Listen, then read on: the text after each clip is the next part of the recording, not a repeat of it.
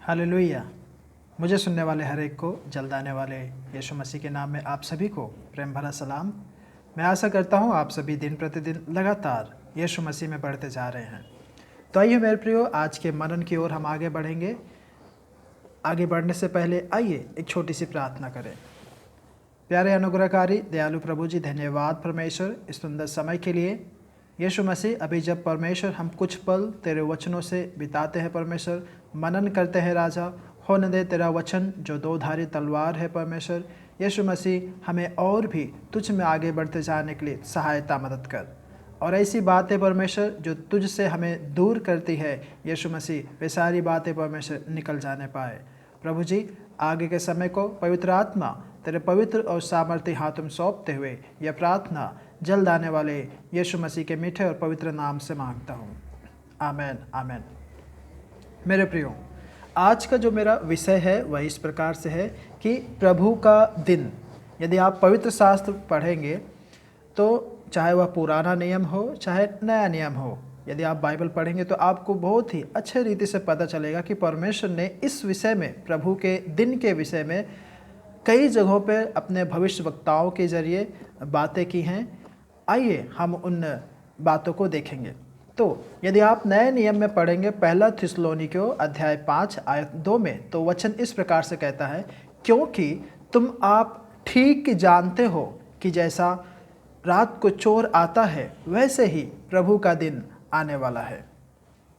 हाँ मेरे प्रियो, पवित्र शास्त्र में प्रभु के दिन की तैयारी करने का उपदेश आम तौर पर परमेश्वर के लोगों के लिए दिया गया है, ना कि अविश्वासियों को। यीशु मसीह की वापसी के लिए हर एक मसीहियों को तैयार होना है, ताकि वे ठीक से प्रभु के दिन में वे जब हर एक बातों का जवाब दे सके। मेरे प्रियो, प्रभु के दिन के बारे में सबसे महत्वपूर्ण बात यह है कि यह अप्रत्यक्ष रूप से या फिर अचानक या एकाएक रूप से आएगा। जब आप सोचते होंगे कि अब सब कुछ चैन है, अब शांति में है, विश्राम है और अब हमें किसी भी बात की चिंता नहीं, जब आप संतुष्ट होंगे, परमेश्वर उसी वक्त, उसी घड़ी, उसी क्षण आप आएगा। कहने का मतलब ये है कि जब मनुष्य वह चैन करता होगा और उसे किसी भी बात की चिंता नहीं होगी, उसी घड़ी परमेश्वर आएगा। जैसे कि हमने पढ़ा कि जब हम सोते रहते हैं, चोर उसी वक्त चोरी करने के लिए आता है, क्योंकि उसे मालूम है कि अभी सब कुछ वो लोग शांति में है, चैन में है और बहुत ही आराम से सो रहे हैं, लेकिन हमें मालूम नहीं रहता कि चोर आया कि नहीं। तो ठीक इसी रीति से परमेश्वर का दिन भी आएगा। मेरे प्रियो, पवित्र शास्त्र में प्रभु के दिन के विषय में कई सारी बातें हैं, कई सारे संदर्भ हैं। अक्सर यह यीशु मसीह के पहले आने या उसके दूसरे आगमन का उल्लेख करता है, लेकिन यह उसी समय परमेश्वर को भी अपने लोगों के लिए संदर्भित करता है। कहने का मतलब कि यह उसी समय जो यीशु मसीह के लोग हैं उनके लिए भी उनके ऊपर प्रकाश डालता है कि ये बातें उनके लिए भी लिखी गई हैं, या तो उनका उद्धार और न्याय आसन के सम्मुख खड़ा होना। तो यदि आप यशायाह की पुस्तक पढ़ेंगे, वहाँ पर अध्याय 13 आयत 6 में इस प्रकार से लिखा है, हाय हाय करो, क्योंकि यहोवा का दिन समीप है, वह सर्वशक्तिमान की ओर से मानो सत्यानाश करने के लिए आता है।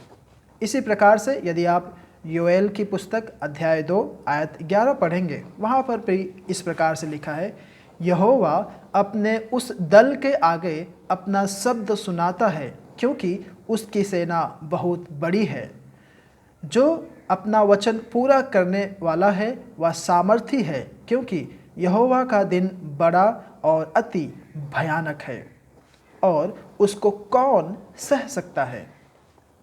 इसी प्रकार से मलाकी की पुस्तक अध्याय 3 आयत 2 में भी लिखा है, परंतु उसके आने के दिन को कौन सह सकता है, और जब वह दिखाई दे तब कौन उसके सामने खड़ा रह सकता है, क्योंकि वह सोनार की आग और धोबी के साबुन के समान है। मेरे प्रियो, आमोस ने भविष्यवाणी की थी कि यहोवा का दिन उन लोगों से बहुत ही अलग होगा जो लोगों ने उम्मीद लगा के रखी थी। यदि आप आमोस की पुस्तक अध्याय 5 अध्याय आयत 18 पढ़ेंगे तो उनके दिन के विषय में लोगों ने सोचा था कि वह बहुत ही खुशी का दिन होगा, आनंद का दिन होगा और गीत गाया जाएगा। लेकिन जब आमोस की पुस्तक आप पढ़ते हैं तो वहाँ पर आमोस ने लिखा है कि वह दिन बहुत ही शोक का दिन होगा, बहुत ही दुख का दिन होगा। और इतना भी नहीं, हर एक के पापों का परिणाम का दिन होगा, यानी कि उनके हर एक के पापों का हिसाब का दिन होगा, यानी कि न्याय का दिन होगा। इसी प्रकार से यदि आप नया नियम पढ़ेंगे, जब यीशु मसीह पहली बार मानव रूप धारण करके इस पृथ्वी पर आए तो उसके आने में लोगों को बहुत ही आश्चर्य हुआ, क्योंकि लोगों ने बहुत बड़ी बड़ी उम्मीदें लगा के रखी थी कि यीशु मसीह पैदा होगा तो राजा के घर में पैदा होगा, वह इस रीति से आएगा, वह उस रीति से आएगा। लेकिन मेरे प्रियो, उनकी उम्मीदों के ऊपर पानी फिर गया और हम देखते हैं कि मसीहा यीशु मसीह एक अलग ही रीति से आया और वे उसे पहचान तक नहीं पाए। इसी प्रकार से मेरे प्रियो, प्रभु का अंतिम दिन मसीह के दूसरे आगमन पर होगा। इस बीच ऐसा समय आएगा जब परमेश्वर आपके और आपके परिवार, आपके दोस्त के पास वे आएंगे और दस्तक देंगे और यीशु मसीह का वचन बहुत ही प्रबल रीति से उन सभी के पास पहुंचाया जाएगा। कहने का मतलब उन हर एक के पास यीशु मसीह का वचन पहुंचेगा। और इतना भी नहीं, आपके बच्चे, आपके दोस्त, आपके सहकर्मियों के बीच में परमेश्वर के अद्भुत कार्यों के बहुत सारे संकेत दिखाई देंगे कि परमेश्वर ने इस व्यक्ति को छुआ, इस व्यक्ति को स्पर्श किया, इनके जीवन में अद्भुत कार्य किया, विभिन्न बातें। और जो विश्वासी हैं, जब परमेश्वर आपके कलीसिया के लोगों के जीवन में एक विशेष रूप से कार्य करना शुरू करे तो मेरे प्रियो, आप जरूर उनके जीवन शैली को देखें या फिर उन्हें ध्यान दें। शायद हो सकता है कि आप एक आराधना की सेवकाई में उपस्थित हों और परमेश्वर की उपस्थिति को शायद आपने महसूस किया हो और आप वहाँ पर जो लोग मौजूद हैं आराधना में, आप उन्हें परमेश्वर की ओर अगुवाई करना शुरू कर दें।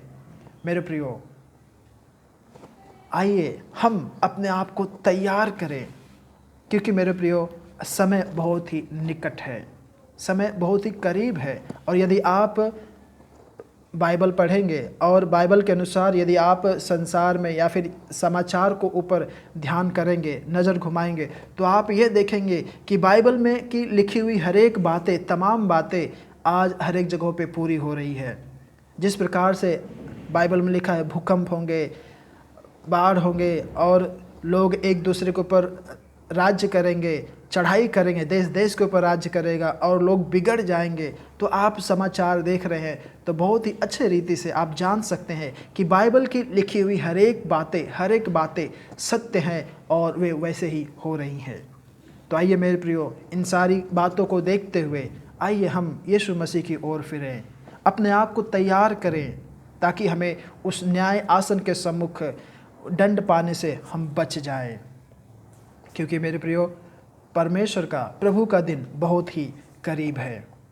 मेरे प्रियो, वैसे तो यह विषय बहुत ही बड़ा है, हम अंश अंश करके इस विषय में और भी अधिक मनन करेंगे।